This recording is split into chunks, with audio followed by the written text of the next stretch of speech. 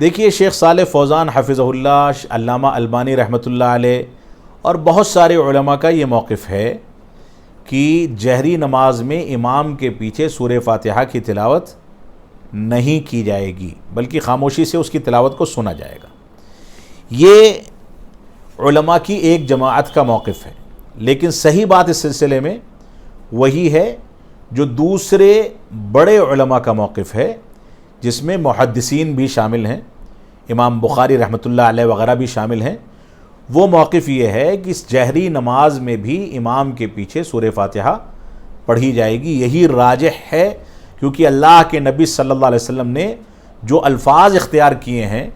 سورہ فاتحہ کے بارے میں، لا صلاۃ لمن لم یقرأ بفاتحۃ الکتاب،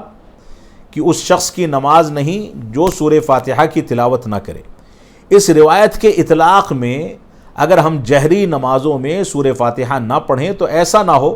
کہ ہماری نماز میں نقص یا کوئی خلل واقع ہو جائے۔ لہذا راجح مسئلہ اور بڑے علماء، یہ علماء کے ایک گروہ کے علاوہ جو دوسرے بڑے علماء کا گروہ ہے، اس کا کہنا یہی ہے، اور میں سمجھتا ہوں یہی راجح ہے کہ سری نماز ہو یا جہری نماز، ہر نماز میں سورہ فاتحہ مقتدی کو پڑھنی چاہیے۔